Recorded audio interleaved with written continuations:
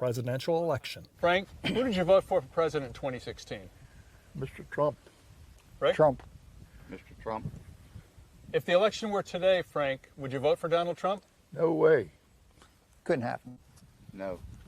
An increasing today, apparently our entire state is going to go bankrupt in 2 quarters. Me and my husband owned a cattle ranch here, and I can confirm that all of the cattle ranchers here overwhelmingly voted for Trump. We support him. We voted for him. Something like 70% of our entire workforce is undocumented immigrants, and they straight up are not showing up for work anymore. They have all either fled the country, fled the state. They don't want to get raided while at work, so they have just moved on to work somewhere else. And straight up, we are going to go bankrupt now. We are going to go bankrupt, and yeah, we voted. We knew that the immigrants would get deported, and he was coming after immigrants, yet we still voted for it. Overwhelmingly voted for our own demise. I was talking to my husband last night, and I have to admit that it seems a bit foolish now when you think about it like that we voted for something that is now putting us directly out of business. I respond with 2 questions. Did Nebraska care about anybody else?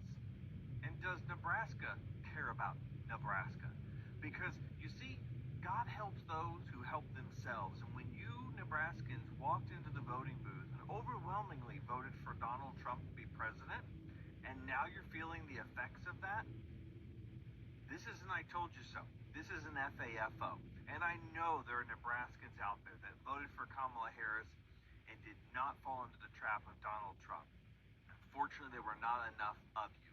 And now the rumors, and I'm having a hard time substantiating some of this, but the vibe that's going around is that Nebraska basically looks to be bankrupt in about 6 months because of the undocumented migrants that are being deported, or just the fact that undocumented migrants make up a large portion of their state and workforce on the farms.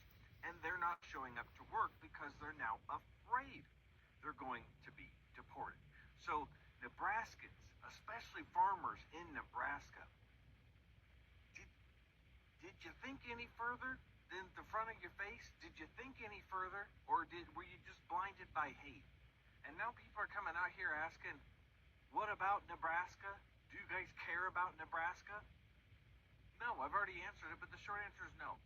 No, we don't. We don't care about Indiana, where I'm from. We don't care about Kentucky losing their bourbon up in Canada. We don't care about Jack Daniels in Tennessee. We don't care about the auto industry in Michigan. Are we all going to feel this? Yes, it's going to hurt.